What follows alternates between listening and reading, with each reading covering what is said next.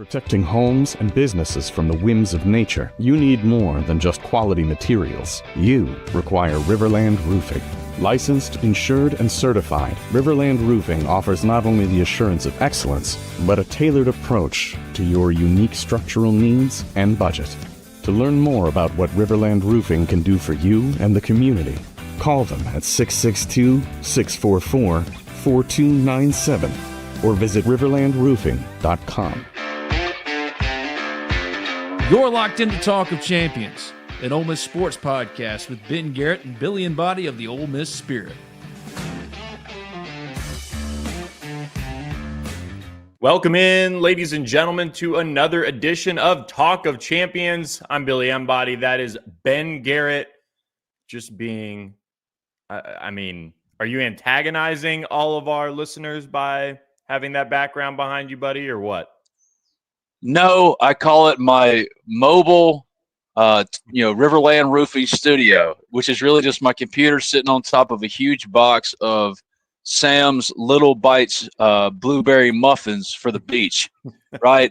Because this week, my youngest daughter, Riley, has a gymnastics competition down here in Orange Beach. So if you're in town, if you're at this gymnastics competition, come say hello to your friend Ben.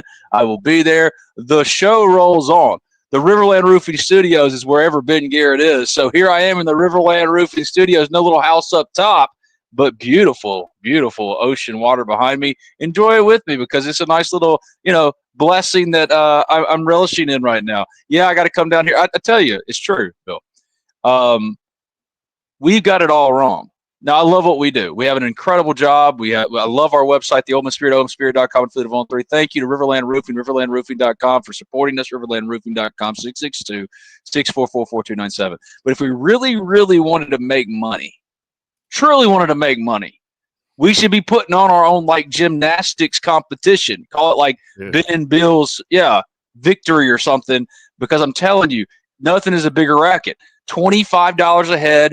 They pull you everywhere you go, even the beach. So, in April, when my kids and my wife, who's a third grade teacher, should be in school, we are here, and the bank account has never hurt more. But we're going to enjoy the views, and we're going to enjoy the fellowship, and let's have some Talk of Champions, baby.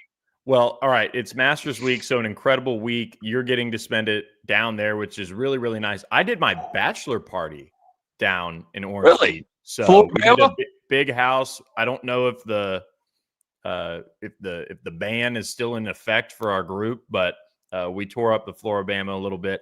The racket, shout out My Perfect Franchises, of course, can helping people get into franchises, but the gymnastics, the cheer, the baseball, all of those monster facilities and tournaments that they put on, just money-making machines.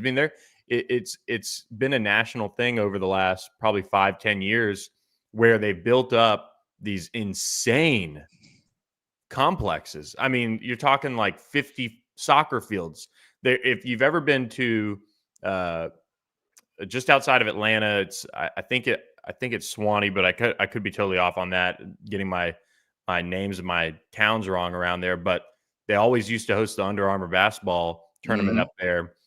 And now they tore down all these trees and put up 20 baseball fields around it. There's Chick-fil-A, hotels. It's insane what people are building around here, but at least you get to do it at Orange Beach. It's the best. I love the beach. I used to not love the beach. I'm pale and ginger. For obvious reasons. My wife, being the perfect person that she is, she's really brought me into this beach culture and lifestyle of really just learning to let go, let God, and just chill. Obviously, the first thing I do is podcast from the beach, but I do it because I love talking champions. There's so much going on, and whatever Bill and I do retire will be easy to find. Just look for Bill and Ben gymnastics, because again, $25 a head. They charge when you get in there. You only watch your girl for a minute and a half, but you've paid $25 a head. You got to buy the bow from the beach one, just like you got to buy the bow from Tupelo or the Bancorp South Center. And both of them, Bill, both of them are no less than $30 to $35. Not to mention that they're going to want the T-shirt, and you got to pay to park, and you got to pay for cold pizza $10, right? All I'm saying if we really want to make money, NIL people, if you really want to make money for Ole Miss, put on a gymnastics competition, because I'm telling you, we're the biggest suckers for this. Of course we're going to pay it. Of course I'm going to pay. We'll watch my little Riley Buggies do her thing. Of course. But also, the bang for your buck is comical. I will say, bang for your buck. Look at these headphones I got from Walmart. This little head, kind of not bad. Not bad. Not bad. So, we're just styling and profiling down here in Orange Beach, having a good time. And there's portal action for your Ole Miss basketball, football Rebels. A lot going on. There's no way I was going to skip. I figured we'll be doing another one or two while I'm down here, and I'll give you this exact view. Yeah. Make it look good for you because it's pretty. I almost did it from like the bathroom in the condo. I was like, you know what? We're all just going to vibe together. If the internet works, great. If it doesn't, oh well. It's working well enough for me, Billy. So here we go. Yeah, also, I mean, what's the worst that happens? It cuts out. Also, you go to the beach. Also, Andy Ludicky. I got a guy named Sawyer Wheatley back home in New Albany, Mississippi. Andy, he says he's game to go in on an Obies to bring to New Albany, Mississippi. He said, I love it. Let's go. Andy, hook me up. Let's go. Let's start this ball rolling. I need a good restaurant for both Sunday after church. Special occasion, just need something to eat. New Albany needs one of them restaurants. We're trying to get Obies. So I thought that was great. Like after the last show, one of the first things I got was my buddy Sawyer. He's like, hey, yeah, man, I'll go to Obies with you. So Andy, I'm saying that's a perfect franchise. 404-973-9901 is where you can reach Andy Ludicky, myperfectfranchise.net.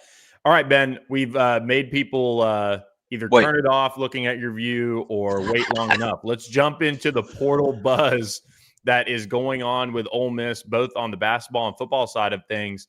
And obviously, we've talked a lot about football, but basketball is set to heat up. The transfer portal activity really starts heating up again this weekend as the dead period ends Thursday. Might run through Thursday or whatever, but it is going to be a busy time for Ole Miss. And one target that is gaining steam is Justin Porter out of Middle Tennessee State. And people might say, wow, Middle Tennessee.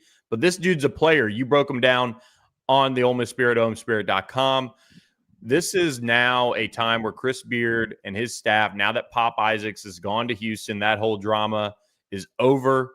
They can turn their attention toward this Arizona State commit. The rare flip in basketball is something that they're going after. Yeah, they're after him right now. I want to touch on what you just covered, though, the Pop Isaac stuff. We said the last time we were here together, I think it was on Monday, I said, I'm feeling like this is not going to happen because they've been checking the medicals. Usually in portal recruiting, if a guy shows up on a visit, if he's not committed by a couple of days later into the end of that week, something's happened, something's gone wrong.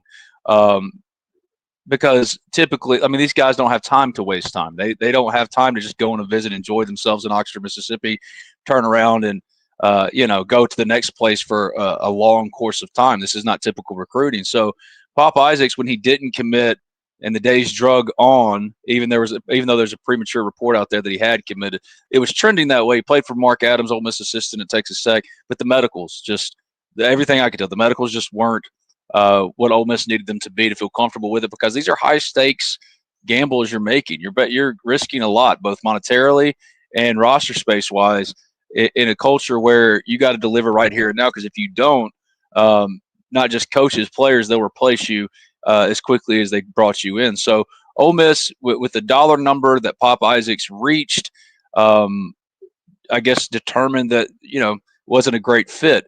That'll obviously bear out over time, right? Houston was just to the national championship game, lost by just a couple of points to Florida, and what I thought was a really fun game to follow and watch. And Ole Miss will find out by this time next year if they are right or wrong on Pop Isaacs. But I think it was just a medical issue with his hip, and that Ole Miss doesn't have the money to just say, oh yeah, we'll throw Pop Isaacs in on top of it like Kentucky's doing, gathering all these portal transfers. Ole Miss has to be smart with this money. It's got good money.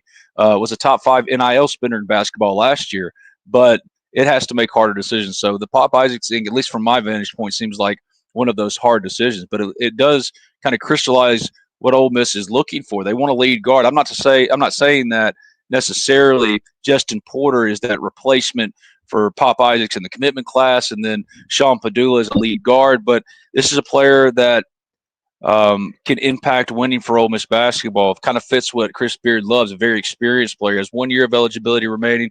He's a senior, and he's allowed to come back because of the court case ruling on Vanderbilt quarterback Diego Pavia. Athletes can now get an extra year if they competed at a non-NCAA school such as junior college. And Porter spent 3 years at MTSU, but his first 2 at Tyler Junior College.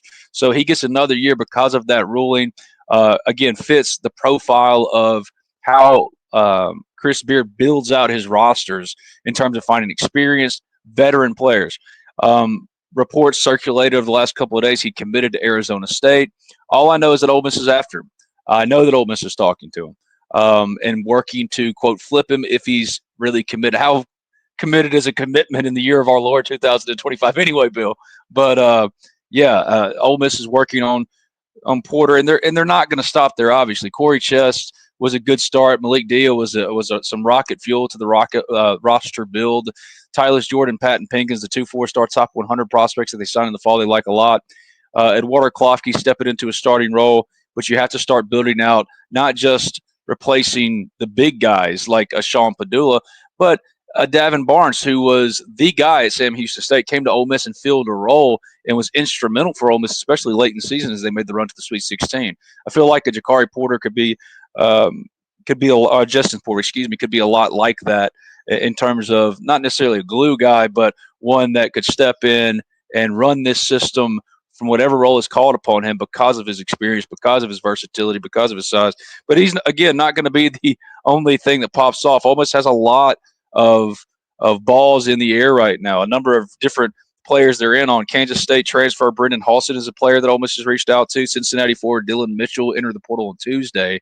And Chris Beard signed Mitchell at Texas, where he did Mitchell 2 seasons. He was a 5-star recruit, former McDonald's All-American.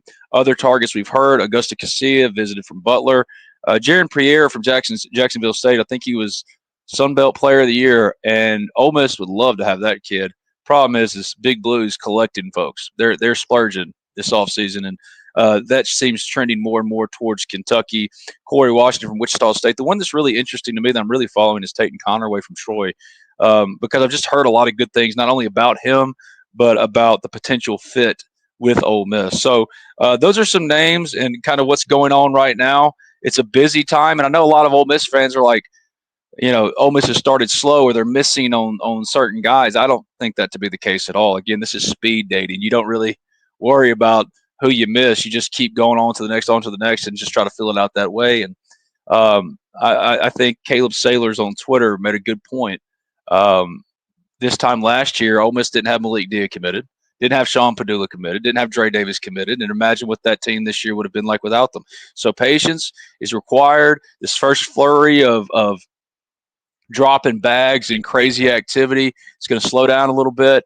Ole Miss is going to get theirs, and Chris Beard is going to build out a team that's going to be competitive. At the end of the day, remember, when you start to feel some type of way about how things are working out for Ole Miss basketball in the portal, trust Chris Beard. The man proved it last year when he built an entire new roster. He's going to do it again. He's not looking for necessarily, to pay the highest for the very best guy in the portal, to compete with Kentucky, go sign Jason Pierre. Like, of course they want Jason Pierre. Point is they got a structure. They got the number that they know they're working with. And Chris Beard has proven time and again that he's going to fill out his roster exactly as he sees fit to fit his system, which is all switchable, super athletic. And if anything, they're ahead of schedule, in my opinion, because Corey Chest adds something to the front line that last year they just didn't have. Assuming that Chris Beard is going to build a team that he always builds, having led 4 separate programs the NCAA tournament since 2016. I'm encouraged. Just remember, it is a marathon as far as putting it together. The sprint right out of the gates, it's nuts, it's chaotic, but now I think you'll start to see some real action and activity pop off like you're seeing with Porter. So, yeah, that's kind of the rough landscape of where things stand right now. Again, RELAX, relax, Ole Miss fan. There's plenty of talent out there. There's plenty of work being done. And in Chris Beard, you got to trust, because when the man in year 2 matches the single season greatest accomplishment in Ole Miss basketball history, I think he's earned a little bit of leeway. That's all I'm saying. You're muted. You're muted, Bill. You're muted on me. Just a bit of leeway there. And I mean, when you look at Justin Porter, I mean, you could see how sought after he is. I mean, obviously committed to Arizona State. You could see a lot of these group of 5 transfers stepping up into the high major ranks. And the market is so insane right now because of what you mentioned, the front loading, and probably one of the worst things for college basketball, since the portal is open right now, is that the hearing on Monday around the House settlement didn't necessarily yield any finalization there, which is, of course, par for the course with shocking, right? That this whole thing, this mess that we're in, as they try to finalize rev shares, they try to finalize NIL and what true NIL looks like in the clearinghouse. All of that has been sent back to the lawyers for another week. So they'll have another hearing next week. And that, again, leaves the door open for programs to kind of front load things. And look, we talked about Malik Dia as well on the site and him coming back. Retention is so important in today's world when you have good players, because we're just under 200 players. This is how crazy the is for college basketball. We're just under 200 players entering away, which is, they're already over 2,000 total. We're under 200 players away for half of Division I basketball rosters to have entered the portal. How insane is that?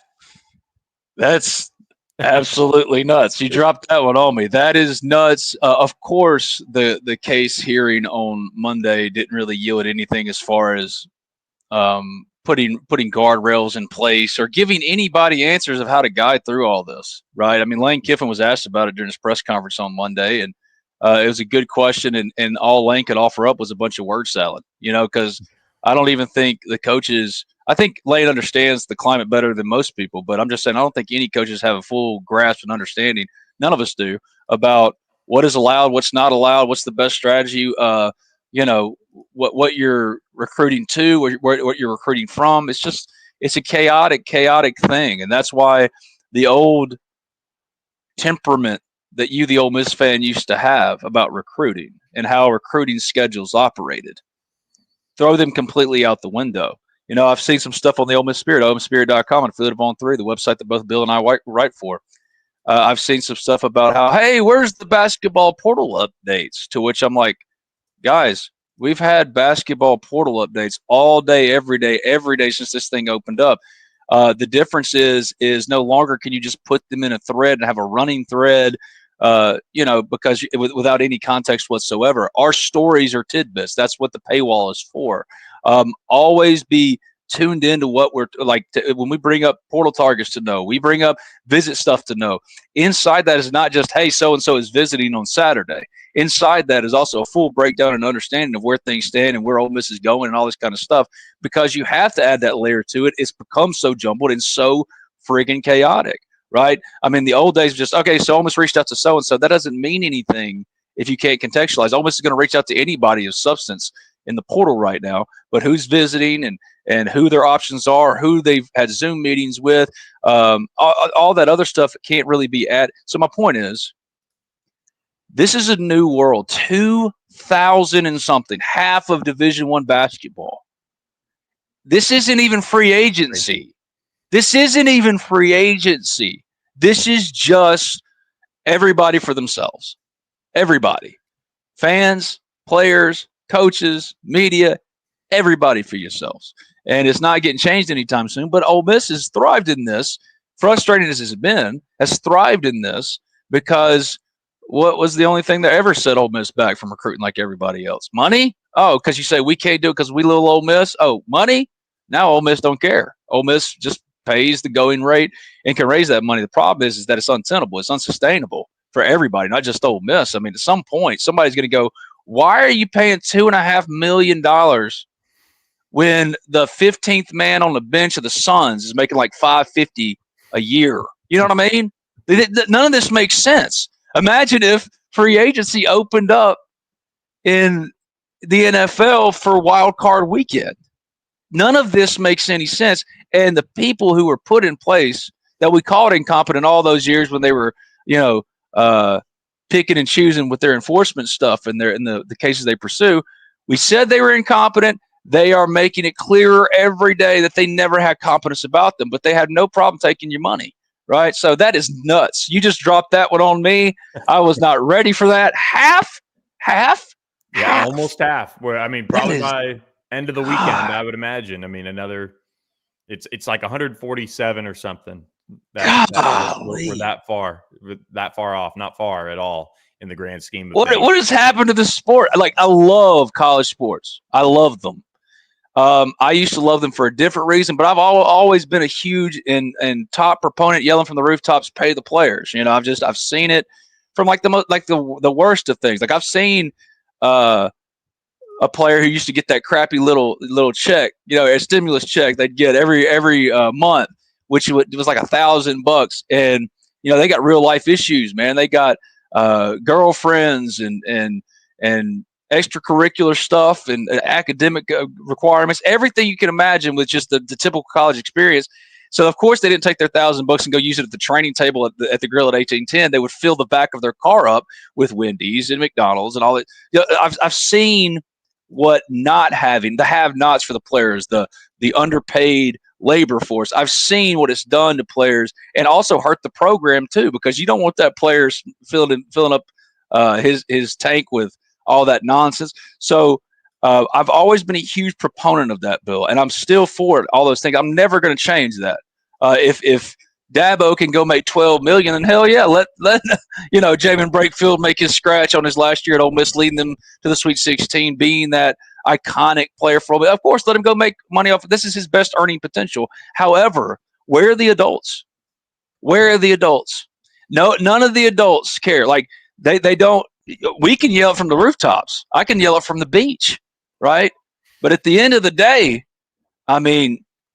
those idiots in Indianapolis were supposed to be the ones. They call themselves the guardians of the game. Guard the game. If half of your sport is getting in to get some scratch, I don't blame them. Number one, they should. Why wouldn't you? What's the harm in even gauging your market value?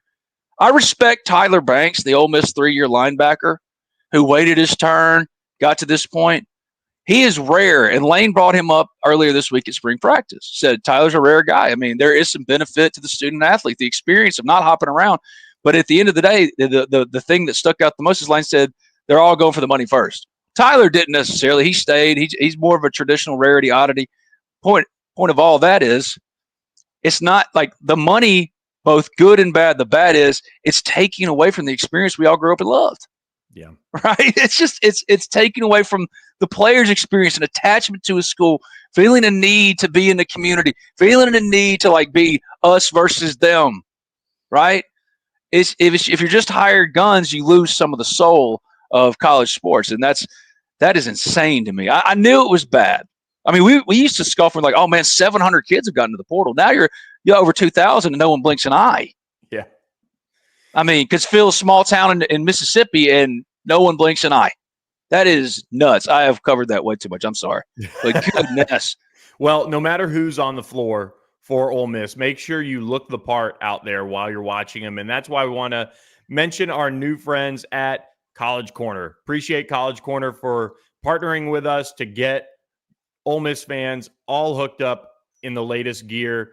You could head over to the link that is in our bio. Click that link, please. It'll support us if you buy using that link. And check out the polos, check out the hats. I was by the store in the Oxford Commons. They also have locations in Flowood and Ridgeland, giving you all the latest and greatest on Ole Miss gear. So make sure you check out our friends at College Corner. Support them, please. And they're opening up that they've got that relatively new location in Oxford Commons still that are stocked with all sorts of Ole Miss gear. So make sure you support them. Again, click the link in our bio to support them and buy your latest polo, hat, whatever. It's starting to be spring season. You want to look the part, of course, on those baseball weekends. Big weekend for Ole Miss with Meet the Rebels. Mm-hmm. Ole Miss baseball hosting Tennessee. This is going to be one of those weekends in Oxford that you're going to want to certainly look the part as you're bopping around campus. And Ben, the Meet the Rebels is coming up. Obviously, it's the conclusion, the celebration of spring ball, which Lane Kiffin would probably rather do without, I would imagine, in today's day and age. But it does give us one final look at the Rebels, in action, meeting with the fans. But practice was Tuesday. We have a practice report up at Ole Miss Spirit, omespirit.com as well. You covered the eye catchers earlier this week. There's going to be a loaded group of recruits on campus. And then next week, the transfer portal opens. So it'll be a busy time for Lane Kiffin and his staff. Let's touch on the transfer portal real quick for the football side of things. You mentioned an intriguing name on the board and on Ole Miss Spirit as Clemson is actually losing a player. Tavoy Fagan entering the transfer portal and plans to continue his college career elsewhere. I will say he is from my high school alma mater, Carrollwood Day School down there in Tampa. Oh. So seeing our school really change in terms of the quality of athlete out there. They don't have me running around there on the football field anymore. They have blue chip prospects all over the place. And Tavoy Fagan is entering the portal, and he is somebody that I think you have to at least circle if you're Ole Miss, because he comes from a well-coached program. He's looking for a fresh start, but he played 11 snaps in 2024 before redshirting. The key thing for me, 4 years of eligibility remaining. We've seen Ole Miss kind of dive into some of these players that have plenty of time left on their clock. This one makes a lot of sense for me. Absolutely. Ole Miss has a need, obviously, in the secondary. It's not just cornerback. They'll take whatever they can get. I think Tavoy Fagan, I think Ole Miss is the leader for him. I'm going to throw out some other names in regards to who Ole Miss could pursue. I haven't heard it like I've heard it with Tavoy Fagan, that Ole Miss is absolutely in on him. Keep an eye on him. Could pop pretty quickly. But interestingly, Purdue's starting cornerback Markevius Brown told on 3 yesterday he's going into the portal. That's a former Ole Miss player, 4-star, 76 career tackles, 4 tackles for loss, 11 passes broken up. Again, a former 4-star, started at Purdue. Not to say that Markevius necessarily will be looking to make a return trip to Ole Miss, but that is an old friend and a natural connection, and that at least piqued my interest, because you got to remember when he came in, Markevius at Ole Miss as a freshman, he was billed as the future of the secondary, the future at cornerback. Had great practice reps and things like that, but was really more of a reserve. And we're talking about this new transfer portal culture. The old days, Markevius Brown, this would be the time he's coming on for Ole Miss, right? Trey Amos has left as an All-American. It's Markevius' time. Now you got to go get him out of the portal after he left for Purdue, because he wanted to start immediately, and he did well for himself. Good for Markevius Brown, a player I think I'm at least going to monitor. I don't know, like Fagan. Again, I don't know if Ole Miss is even interested in a reunion. I would be shocked if they weren't, but that's a name that really stuck out to me when it hit the wire. Another one broke, I think, yesterday as well. Troy's starting cornerback, LJ Green, 5'10", 170, started all 12 games for the Trojans in 2024, total 27 tackles, 6 pass breakups, and 2 interceptions last season. 3 years of eligibility remaining. That's a player Ole Miss is going to be in contact with, going to try to get in contact with. He didn't get in with a no contact designation, far as I know, so that means that he hasn't been tampered with to the point where he knows where he's going right as he gets into the portal. But these are the type of profiles of players that we're going to be really watching at the Spirit, omespirit.com, affiliate on 3. Sign up today for just $1. These are the players we're going to be following as far as possibilities. Fagan, we know Ole Miss is deep after. Markevius Brown, that's an old friend. And then, of course, like I mentioned, LJ Green. These profiles of guys that starting cornerbacks, you will see a lot of versatility in resumes as well. They love the Sage Ryan addition because Sage could play cornerback and safety. They need more, and Lane mentioned that on Tuesday when asked about the secondary, as we've been writing about at the Ole Miss Spirit. When asked about the secondary, the issues there, he just said there's not enough. Quite simply, there's not enough, and a lot of it has to do with injuries so far. Chris Graves, who would be a starting cornerback or pushing for it at least, is a returning player for Ole Miss, is on the injured list, as is Jalen Braxton, the transfer from Arkansas, who we thought he was coming in to replace Trey Amos at boundary, just step in and be that one-and-done corner. Ole Miss, before he went down himself or got put on the injured list for whatever reason, he was at safety. So there's so much up in the air about the Ole Miss secondary, and this window, this spring window in particular, is going to be huge as Ole Miss identifies, as it has, the secondary is probably its biggest need area and goes out and addresses it. But it's not going to be the only one. I think another one, too, and you can speak more to this, Bill, the offensive line. Already hearing a couple of names out there that Ole Miss might be involved in, but those are the two positions I think are the most needy and Ole Miss would like to really address head on above all else in this spring portal if they can. Because if you look around at the team, if you get an opportunity to watch them, and I got 5 Rebels you need to meet this weekend if you want me to do that for you, Bill. But yeah, for the fans to meet, I got 5 of them for you. That's great. I'll give it to you in a second. But as you go out there and you get to watch them, if you do get to see them scrimmage, get to see them practice, which you want to meet the Rebels, obviously. But if you ever do get to see them, the wide receivers are as good as advertised. I mean, I've been insanely impressed with them. They look like they've been together for a little while. I think Harrison Wallace is an all-league caliber player. Might be putting a little cart before horse, but man, you find me a wide receiver on this roster that can do as much as him. I would say Caden Lee, obviously, and he's the guy, and Caden Lee's an all-league caliber player, all-American caliber player. But Harrison Wallace is, in that vein, in my opinion. Caleb Odom is more theoretical than actual right now, but if you saw the Instagram, TikTok, whatever it was, I'm an old man. If you saw that, what he did with Diego Pounds, that's your starting left tackle, and he's the same size, right? They're the same size. This is a wide receiver that is the same size as it looks like, at least. He's not really, but your left tackle, Diego Pounds. So wide receivers, they're in a good place. Austin Simmons has been great. A.J. Maddox, man, has had a great spring backing up Austin, giving Ole Miss some thought about, like, hey, we might have really something here. On the defensive line, yeah, they're replacing everything. But, man, I'm telling you, Bill, that second-year crop's really good. I think they hit on these transfers. Now, Deshaun Womack looks like $1 million. I want to see it first because he didn't do it at LSU. But Prince Willie Monmielen, while a different player than Princely, is coming here to essentially be Jared Ivey again. He looks like Jared to me. I mean, he's built just like him to play that kind of position. But Cam Franklin looks like he's ready to explode. William Eccles has been running with the first team. Akilo Stone, an important veteran. Zay Harris, linebacker. They love what they did in the portal with those guys. Taj Chambers, who talked to the media on Tuesday, man, got some crazy athleticism to him. So does Jaden Yates. Both can play traditional linebacker or rush off the edge with that athleticism. It's the secondary and the offensive line. And that's where, I think that's why we're first focusing on cornerbacks, but also, as Bill will probably get into, offensive line as well. That's where the focus is going to be. This is a good team. It is, but there's just too much volatility in terms of predictions and trying to figure out who they are to a T. So, yep, that's the full football breakdown, at least from my vantage point. Did I miss anything, Bill? Did I miss anything? No. Okay, good. No, I think the offensive line is really something you hit on really, really well. And in terms of them prioritizing that group, I think they would love to add 2. I don't know if 2 is going to happen. And I was talking with a couple sources about this over the last couple of weeks. He's really, or the offensive line is really something where it is so expensive. I mean, I know of one power conference starter who's not in the portal, who's trying to be poached. It's not anybody Ole Miss or whatever, or at least that I know of, but $800K is really what the starting power conference offensive lineman is going for at the minimum.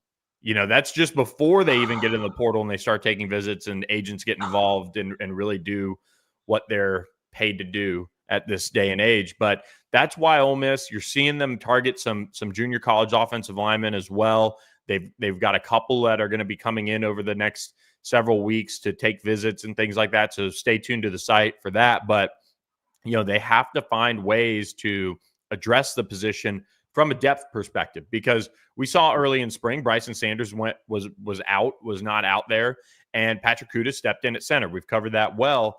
But what it showed the staff is, yes, they brought in multiple offensive linemen through the transfer portal, your PJ Wilkins, your Delano Townsend, obviously Kudus as well, and others, but they still need to find another 1 or 2 interior guys, I feel like, to feel better about that group, to get through the grind of an SEC schedule and be able to play at a high level. And one thing that I think is not necessarily lost on people, because it is starting to be a little bit more of a trend and be a staple, but you do see offensive linemen rotate here and there.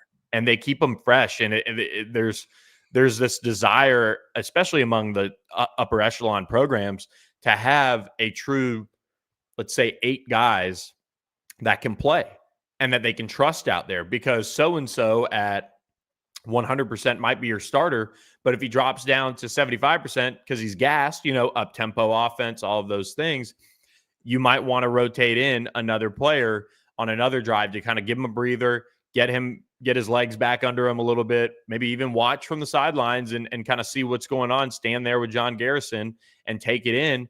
They need to have other players that they can trust at that level.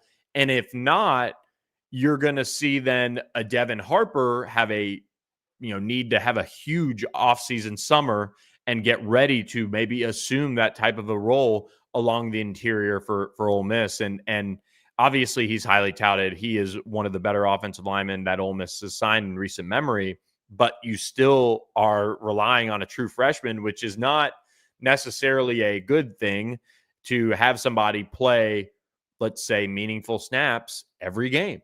And that's why they want to look at the portal. That's why they're looking at different guys that maybe analytically make sense. If they jump up a level, they might develop more and get even better as they age and grow into that position. And it's also why they're looking at junior college. So all options are on the table for Ole Miss when it comes to the offensive line. But I think adding 2 along the interior is something they really want to do.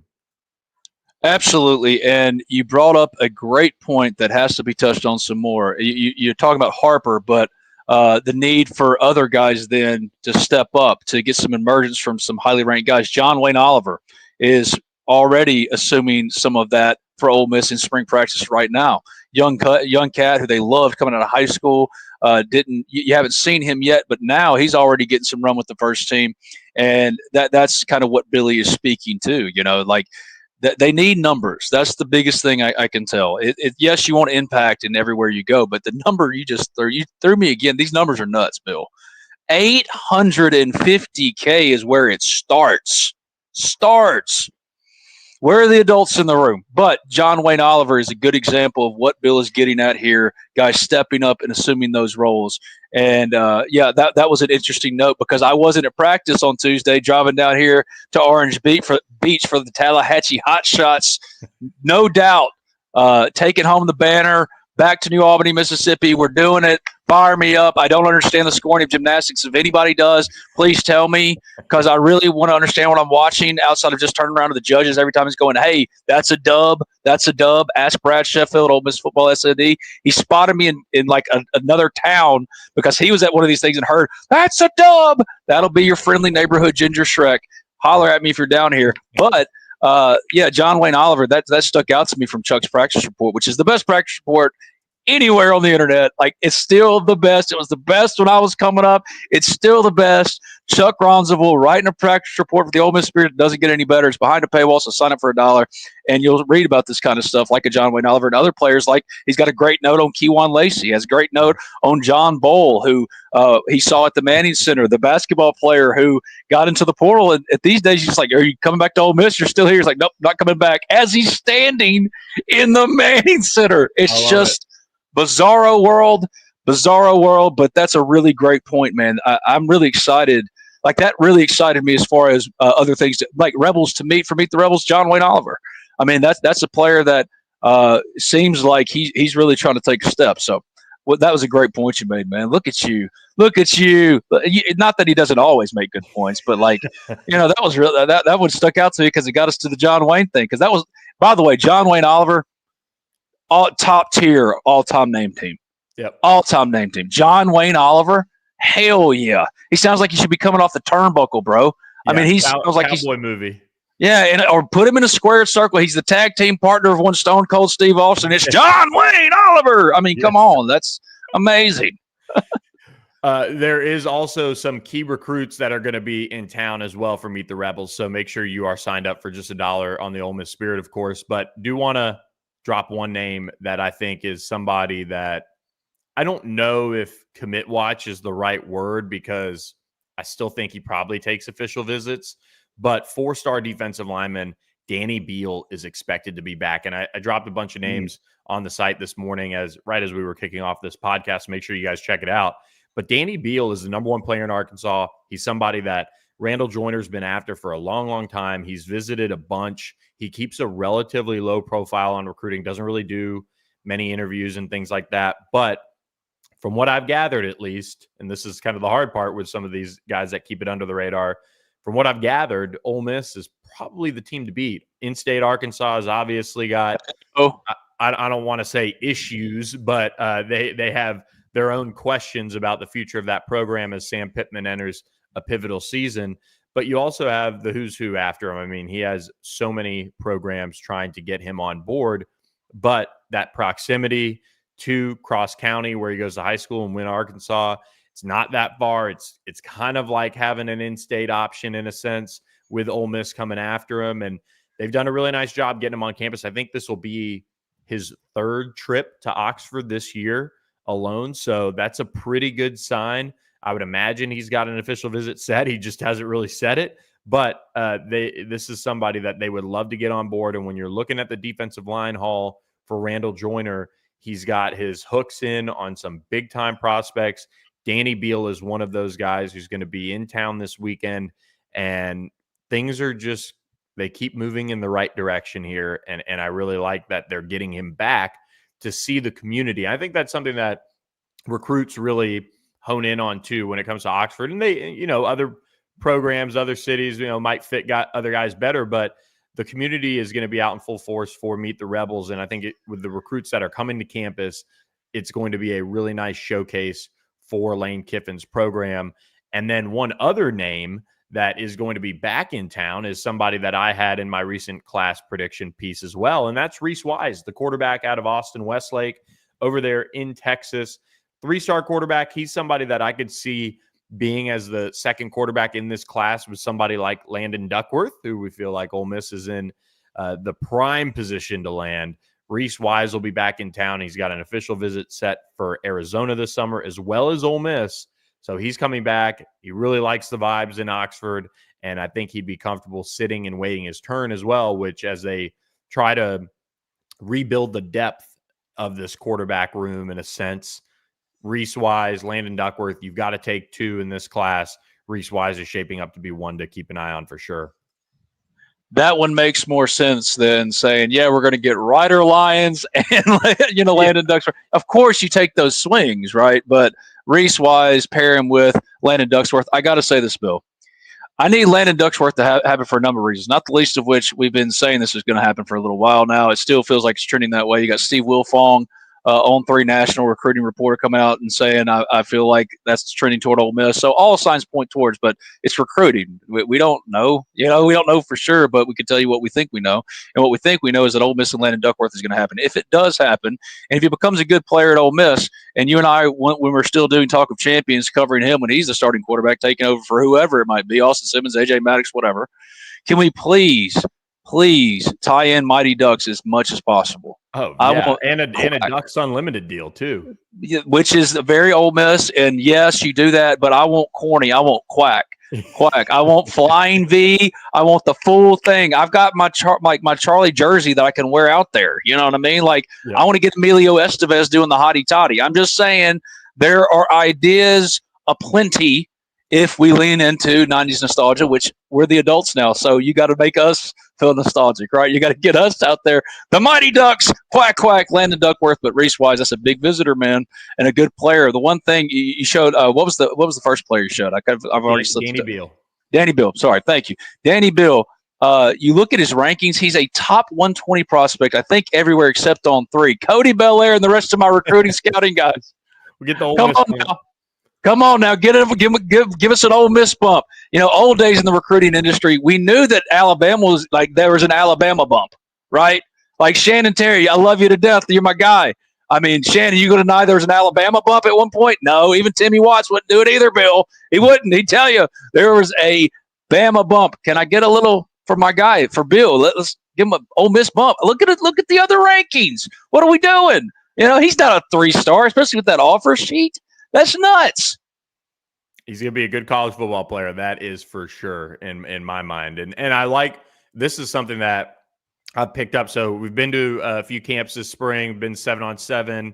This weekend we'll be down in Houston covering the Under Armour Houston camp, which has some top Ole Miss prospects. They're really starting to get their teeth into recruiting Houston a little bit more. Alex Brown, Marvin Nash over there in the recruiting staff have some ties to Houston. And something that we had a really good discussion. So everybody from the recruiting industry, comes to these events. We all get to see each other, hang out, watch these guys run around, whatever. But one of the underrated pieces, I think, that we all discussed, and you're watching these players, and some of them like the back of your hand because they're on Twitter all day, they've been recruited for years, all of those things. The guys that put their head down and keep a low profile should get a little bit of an extra bump. I mean, I'm just saying they're, as we say, they're about that business. They're about that work. And 10 that's what toes I like. down. Yeah, 10 toes down. Yep, they're just working. And one, I also think Danny Beal's mindset, his under the radar personality fits with the overall culture of that defensive line room. Like we saw Cam Franklin earlier this spring meet with the media, somebody that when he got to Ole Miss, highly touted, number one player, all of those things. But also there was kind of a question of, well, is he going to live up to that? And obviously he's going to get his shot now to show that. But what did he do? He went into that room, he put his 10 toes down, and he went to work, and he's getting his opportunity now. And I think that's important because as much exposure as we get to some guys, and Cam Franklin, prime example, you're exposed to him since he was a freshman. He's been on the radar. He was, 5-star at one point, all of those things. You see them too much sometimes, but diving into that mental makeup is so important. I think they've done, in particular on the defensive line, a really good job of finding those players that emerge and play well because they have the right mindset that fits in the room and fits with the defensive mindset at Ole Miss. Just like when you start feeling some type of way about Ole Miss basketball portal recruiting, when you start talking about Ole Miss recruiting and defensive line targets, in Randall we trust, in Beard you trust, in Randall Joyner you trust. That man has been here. I think the MVP of Ole Miss football assistants. I don't just say that because he's Billy's boy.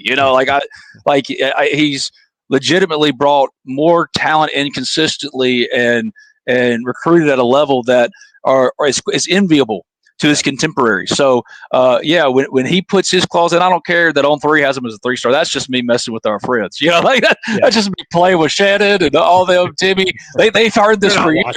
They're not watching. If you are, look where I am. Isn't it gorgeous? The RiverLand Roofing Studios has had a come up, Yeah.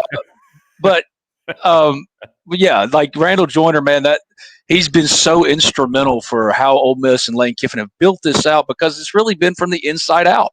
Right, it's not been from the outside. I'm talking about the trenches. That's where they got good. That's how they were able to have 3 10-win seasons in 4 years. It's not just Matt Corral and Jackson Dart. Look at the defensive line talent. And it was never more on display than last year. And that's a testament not only to Lane and Pete Golding and Brian Brown, but Randall Joyner is a superstar. And Ole Miss, like Lane's talked about it, but it's true, and it doesn't need to be lost. Ole Miss had no staff changes in the offseason, none. That outside of Zach Arnett has also just resigned as UNLV defensive coordinator, Ole Miss analyst. I hope everything's okay. I hope everything's okay with Zach. I don't know, but yeah, outside of like voluntary, departure, saying, well, I'm going to take this job or take that job. Ole Miss didn't have any changes, and no guys looking to like quote move up the ladder because the ladder now ends for a lot of these guys. They see Ole Miss as a ending place of the ladder rather than just a rung on it. So I think Randall Joyner just deserves some props, man. He's awesome.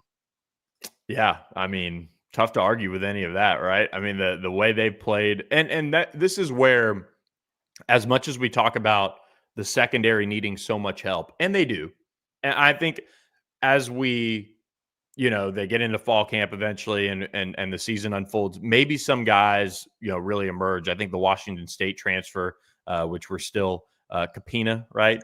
I'm just saying KG like Kevin Garnett. KG, my guy, he's playing the jack, that hybrid linebacker safety. He's held it down. Sage Ryan is going to start somewhere in the secondary. Number one, he's tenured. You can argue about how good he is if you're an LSU Ole Miss person all you want. The bottom line is he was paid a sum to come in and start. It's like signing a veteran free agent safety. Like in the NFL, they signed him to start.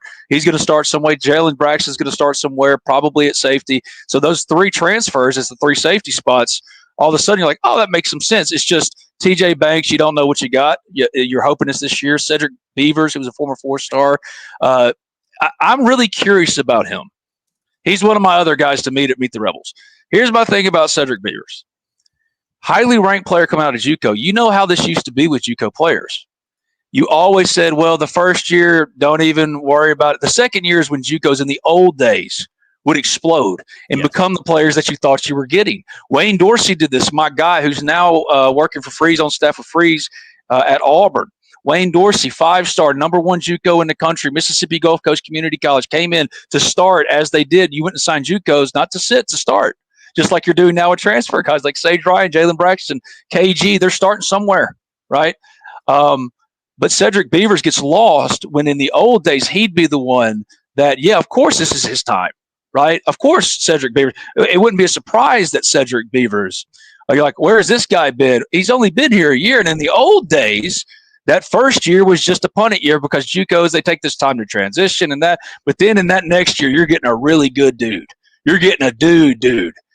Maybe Cedric Beavers is a dude, truly a dude. And if he is, what a feather in the cap. TJ Banks, if he is that guy they thought he was coming out of high school, that they've loved and developed, they've crafted him. He's a dude, another feather in the cap. You still need more. You need as much. I mean, you need more because behind them, I think Patrick Broomfield has had an underrated spring.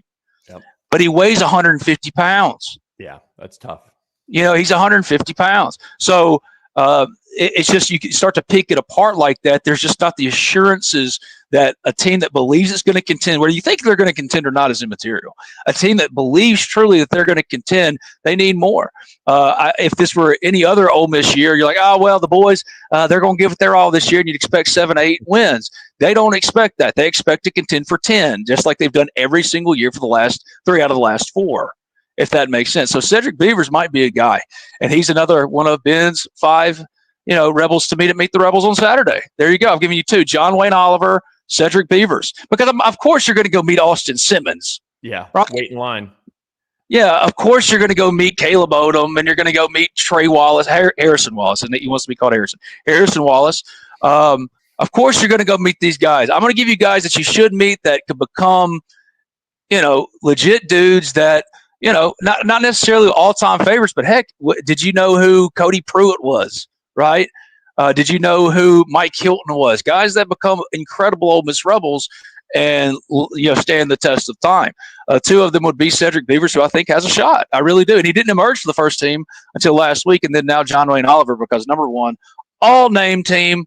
I want to put him in a tag title match against the Young Bucks with Stone Cold Steve Austin.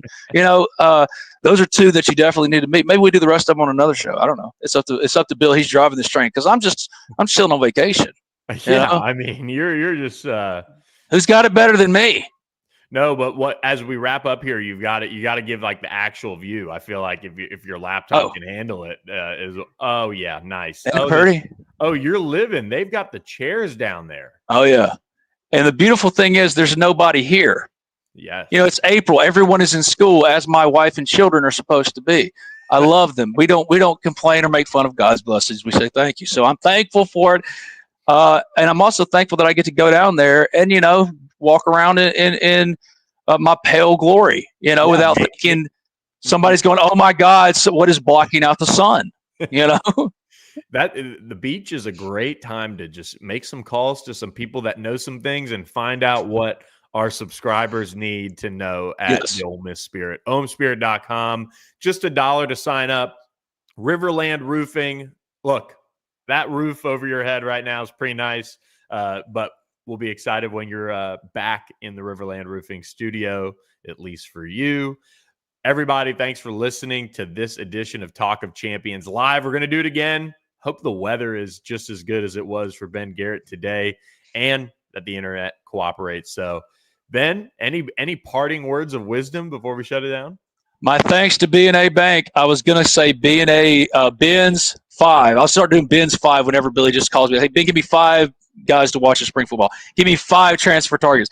Every week, ask me a 5. And my 5 Meet the Rebels would have been, my 5 Rebels to Meet the Rebels would have been sponsored by B&A Bank, because they've been with me as long, if not longer, than everybody else. And that's my hometown bank.